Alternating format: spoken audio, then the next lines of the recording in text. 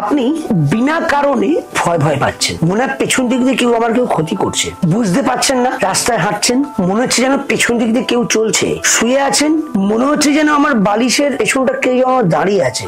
হ্যাঁ বন্ধু, এটাই বাস্তব। নমস্কার, আমি আচার্য দেবজিৎ, অ্যাস্ট্রো দেবজিৎ চ্যানেলে সকলকে আমার স্বাগত। খাচ্ছেন, খেতে বসেছেন, খাবার খেতে পাচ্ছেন না, সারা দিন যেন একটা ভয় ভয় ভয় ভয় করে আপনার দিনটা কেটে যাচ্ছে, যেন মনে হচ্ছে যেন কেউ যেন আমার কিছু ক্ষতি করছে।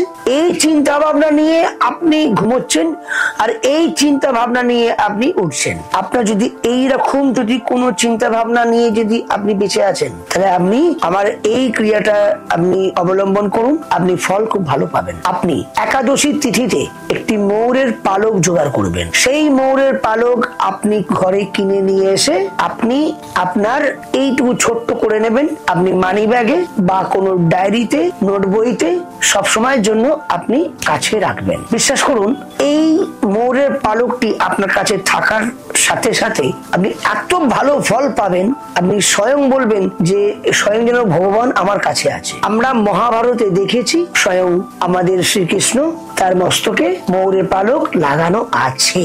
তিনি কেন রেখেছেন সে বিষয়ে অনেক বড় ব্যাখ্যা।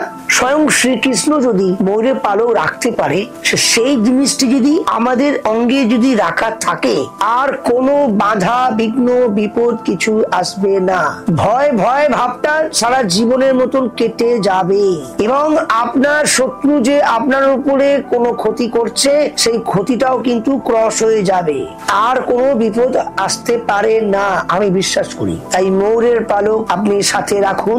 আমি বলছি আপনার ভালো হবেই হবে। এই যে ক্রিয়াটা আমি দিলাম, আপনি এই ক্রিয়া কিন্তু কানে যাবে না, কারণ সামান্য একটা মূল্য অনেক কম, তার ফল কিন্তু অনেক বেশি। এই ক্রিয়াটা করে দেখুন। আপনি এই ময়ূরের পালক আপনি যে কোনো আপনি আপনার কাছে রাখুন। আপনি ফল আমাকে ফোন করবেন 85828939903855। এই দুটি নাম্বারে আমার সঙ্গে আপনি কনসাল্ট করতে পারবেন। এই ক্রিয়া দিয়ে সকলে ভালো থাকবেন, সুস্থ থাকবেন। জয় গুরু বামদেব, জয় মাতারা, জয় শ্রী দক্ষিণা কালী, জয় রামকৃষ্ণ দেব, জয় মাতা পিতাকে প্রণাম, জয় মা।